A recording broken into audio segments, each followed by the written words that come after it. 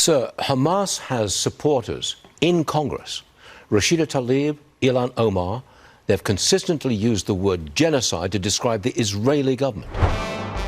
It seems like every single time something related to anti-Semitism or terrorism or just Islam in general comes up, Republicans that you've never heard of work their way out of obscurity to get to Fox News to call for the expulsion of two Muslim members of the House of Representatives. It is based in bigotry. It is based in Islamophobia. It's based in just disgusting racism is what it is.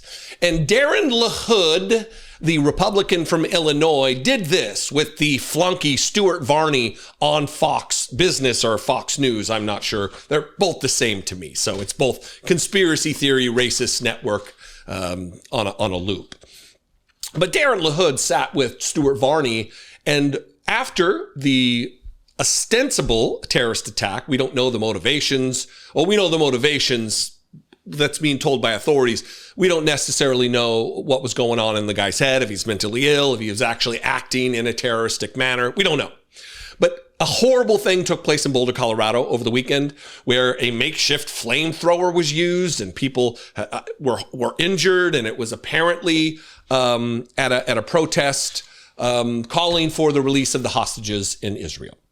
Now, I've been on the record many times calling what is taking place in Gaza what it is, which is a genocide.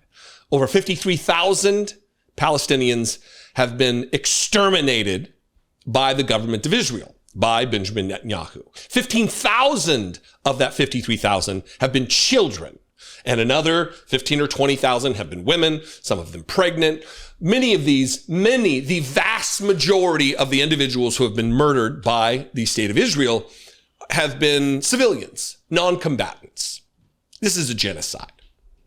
So anytime that gets talked about, Fox News wants to act like that's anti-Semitism. They want to act like that's bigotry. They want to act like that whoever said it is unhinged and off the charts. I am none of those things. There's a conversation between Darin LaHood and Stuart Varney where they're talking about the expulsion, whether they should even be in Congress, Rashida Tlaib and Ilhan Omar, and it's predicated on this horrific attack that took place in Boulder, Colorado, as though those two ladies, as though those two congresswomen had anything to do with this. This is racism.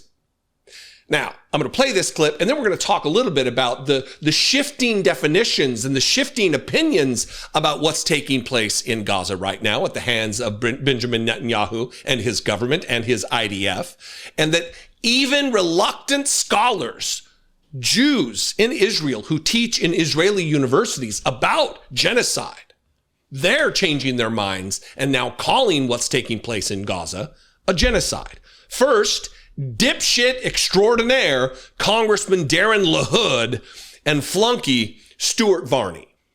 Sir, Hamas has supporters in Congress. Rashida Tlaib, Ilhan, Omar, they've consistently used the word genocide to describe the Israeli government. Do you think they should be in Congress? I think that kind of inflammatory language leads to this kind of thing. Should they be in Congress? Well, I think you make a very good point, Stuart. And what happened in Colorado is horrific, unacceptable, and absolutely ridiculous. And the full extent of the law needs to be put forth against this individual, this terrorist.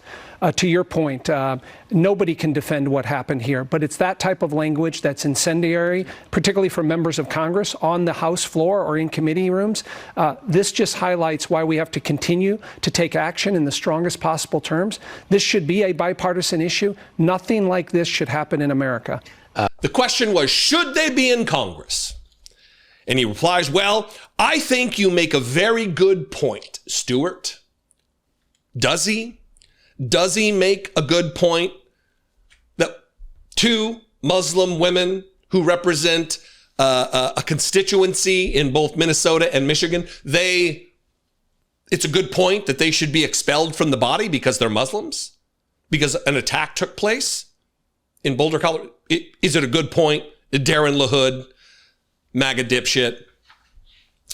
This is from Julia Connolly with Common Dreams. I want to read a little bit from this because there is a shift taking place right now on a global stage among people in academia, among people who are scholars of genocide, including Israelis, people who are not liberal activists, progressive activists, Muslim activists, Hamas lovers, as Stuart, Varney, and Darin LaHood just said, which, by the way, there are no supporters of Hamas in Congress. The Palestinian people, the 53,000 people who have been killed by Israel, they're not Hamas. Certainly, some members of Hamas have been killed. Good, fine, who cares? We're better for it. But 53,000 people are not. It's just the fact. This is the article from, again, Julia Connolly from Common Dreams. Even once reluctant scholars now agree on Israel's Gaza assault. It's a genocide. Quote, "Can I name someone whose work I respect who doesn't consider it a genocide?" said one researcher. No. For 7 leading international experts on genocide, the question is not controversial, even for those who previously rejected the label. Here are some quotes. "Can I name someone whose work I respect who doesn't consider it a genocide?" said Roz Siegel, an Israeli genocide researcher at Stockton University in New Jersey. No. Ugur Umit Ungar, I'm absolutely certain I butchered that, and I apologize, a professor at the University of Amsterdam and the NIOD Institutes for War, Holocaust, and Genocide Studies added, "I don't know them." When it comes to defining the last 19 months in Gaza as a genocide, reported the newspaper, even cautious voices have changed. And this is maybe the most prominent, is someone who at the beginning of the conflict, the beginning of what is now roundly, easily considered a genocide, someone didn't consider it a genocide. And they've changed their opinion. Israeli scholar Shmuel Lederman of Open University of Israel, quote, opposed the genocide label until Prime Minister Benjamin Netanyahu's government flouted the International Court of Justice's January 2024 order to prevent genocide by allowing emergency aid into Gaza and halting top officials, quote, incendiary language on Palestinians. Israeli leaders have called Palestinians human animals and Amalek, an ancient enemy in the Hebrew Bible, who Israelites were commanded to exterminate. Letterman also began to see his government as genocidal after the Israeli Defense Forces seized control of the Rafah crossing last year, cutting off the only humanitarian aid route as international experts warned famine was imminent. And as analysts warned, the true death toll in Gaza could ultimately be close to 200,000. Quote, for me personally, the combination of this and the continued destruction of Gaza made the turn from harsh criticism of the crimes Israel is committing in Gaza and warnings that we are getting close to that place to the perception that the cumulative effect of what Israel is doing in Gaza is genocidal in every sense, said Letterman on social media platform X on Thursday. I think the second half of 2024 is the point at which a consensus emerged among genocide researchers, as well as the human rights community, that this was genocide. Those who may have still had doubts, I estimate that they have dissipated following Israel's actions since the ceasefire was broken. And then finally, this last paragraph, Melanie O'Brien, president of the International Association of Genocide Scholars, told NRC, that's that paper in Amsterdam, that Israel's deliberate blockade on food, water, shelter, and sanitation convinced her the Netanyahu government was carrying out a genocide, while Siegel pointed to openly genocidal statements by Israeli leaders. So while all of this is taking place, and a brutal attack on civilians in the United States who are calling for the release of the hostages, which all decent people want the release of the hostages, this particular congressman, this particular Republican, this particular racist bigot tool goes on Fox News and calls for the expulsion of 2 congresswomen who had nothing to do with the attack in Boulder, nothing to do with the genocide other than opposing it, and they are demonized. This is deflection.